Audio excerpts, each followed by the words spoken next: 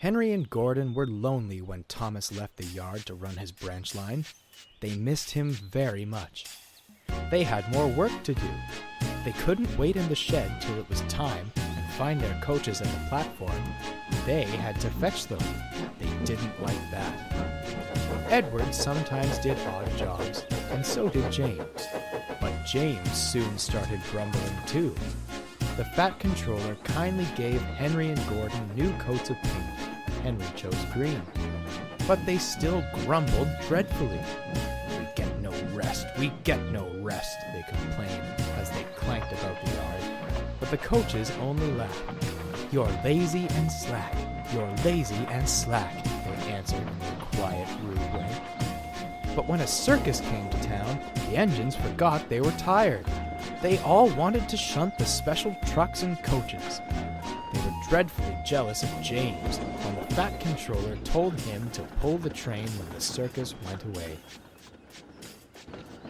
However, they soon forgot about the animals, as they had plenty of work to do. One morning, Henry was told to take some workmen to a tunnel which was blocked. He grumbled away to find 2 trucks to carry the workmen and their tools. Pushing trucks, he muttered in a sulky sort of way. They stopped outside the tunnel and tried to look through it, but it was quite dark. No daylight shone from the other end. The workmen took their tools and went inside. Suddenly, with a shout, they all ran out looking frightened. "We went to the block and started to dig, but it grunted and moved," they said. "Oh, rubbish," said the foreman. "It's not rubbish, it's big and alive. We're not going in there again." "All right," said the foreman. "I'll ride in a truck and Henry shall push it out, I suppose." "Wheesh," said Henry unhappily. He hated tunnels. He had been shut up in one once. But this was worse. Something big and alive was inside. "Peep, peep, peep, pip, pip, peep," he whistled. "I don't want to go in." "Neither do I," said his driver. "But we must clear the line."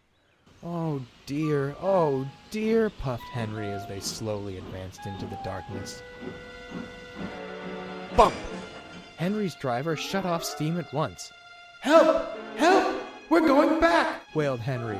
And slowly moving out of the darkness came first Henry, then the trucks, and last of all, pushing hard and rather cross, came a large elephant.